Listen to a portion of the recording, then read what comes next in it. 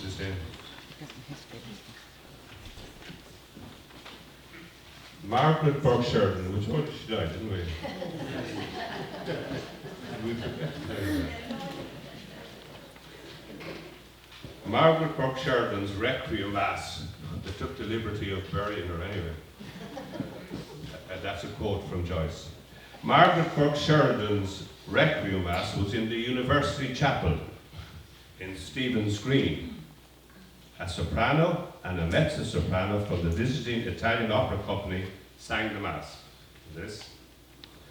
Margaret was 68 years old when she died.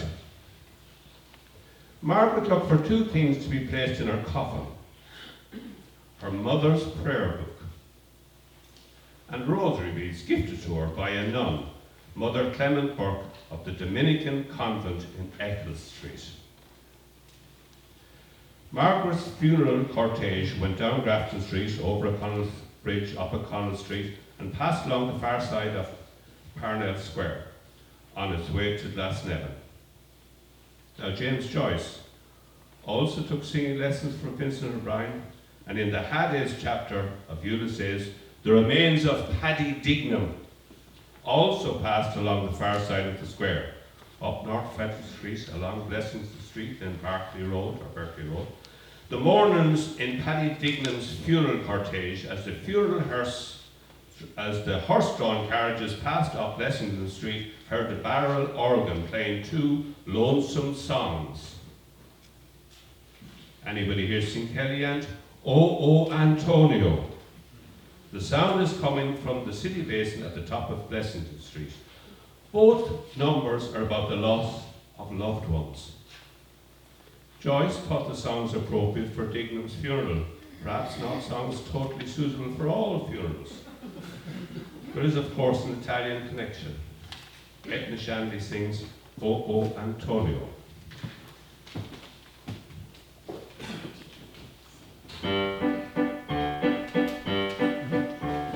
Quaint native dress, an Italian maid, was deep in distress as the streets she strayed, searching in every heart for her false sweetheart, and his eyes screamed out. Her English was bad, it cannot be denied, and so to herself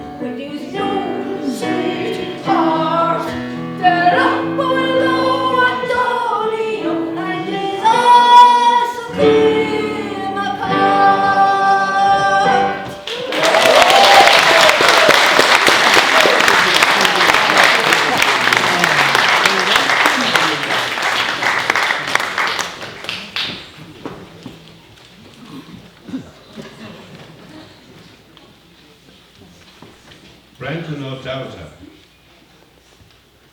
was also beautiful. Vincent O'Brien in 37. He was born in Dundalk in 1925. His first love was athletics and football. I'm sure you know his grandson, Colin. Doesn't he play for Ireland? Yes.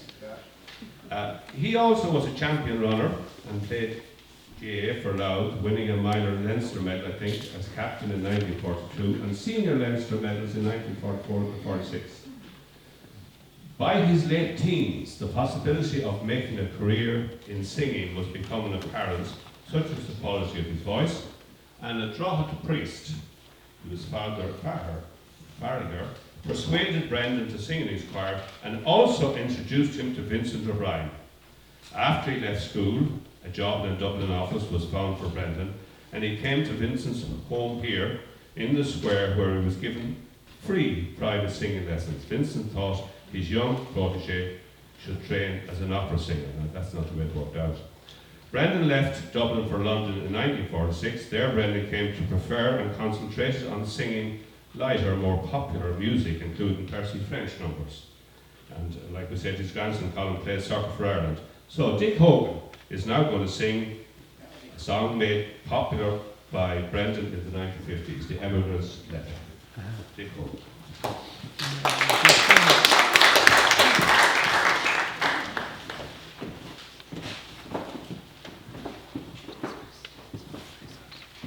I'm a little bit winded now, having to walk a full perch up. To the dog test I have the perches, so the next time I'm going for a walk I'll be counting perches. Anyway, we do The Emigrant's Letter, one of Brendan O'Dowda's famous songs, and it tells its own story. There's no need to. It's one of his songs that you don't have to say anything about. There's quite a few of his that you do need to say something about, getting on the thing. I had the privilege of knowing Brendan because his brother was my first foreman when I joined the Department of Post and Telegraph as a young lad of 17 way back in 1969.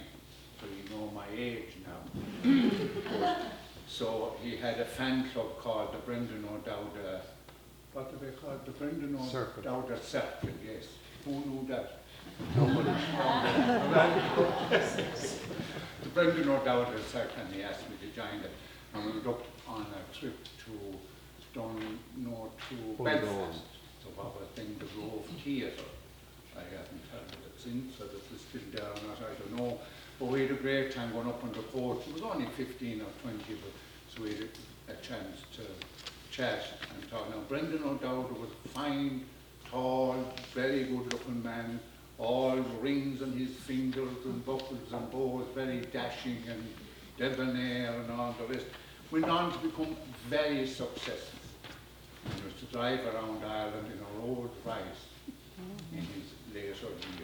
But anyway, this is the song, The Emigrant's Letter. I don't know who knew that for.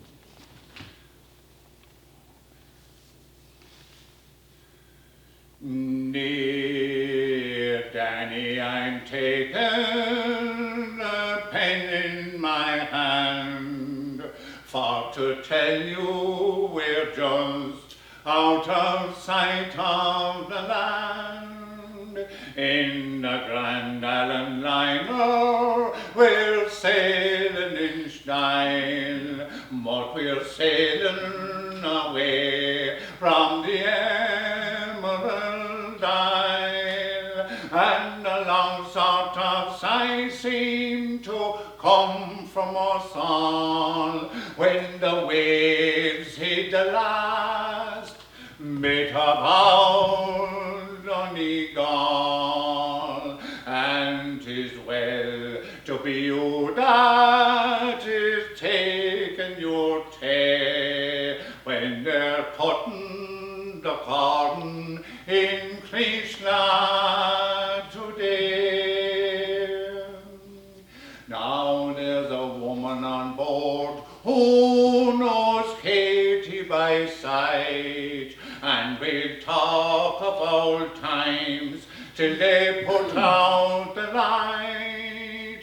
I'm to meet the good woman tomorrow on deck, and we'll talk about Katie from this to Quebec. Though I know I'm no match for her, no, not the least, with her house and 2 cows and her brother a priest. And the woman declares Katie's heart's on the sea. I and mine's back with Katie in Krishna today. Now I spoke to the captain, he won't turn her round, and if I swum back, I'd be apt to be drowned. So I'll stay where I am, for the diet is great, with the best of combustibles piled on me plate. Though I know it is sumptuous, I'd swamp the whole lot for the old wooden spoon and the stirabout pot. And Kitty furnished me a wetting the tea when they're cutting the corn in Krishna today. Now, if Katie is courted by Patsy or Mink, put a word in for me with a lump of a stick. Don't kill Patsy outright, he had no sort of chance. But Mike is a rogue, you might murder at once. But still she might wait as I bid her goodbye. There was just a least taste of a tear in her eye, and a break in her voice when she said you might stay, and please God you'll come back to old Krishna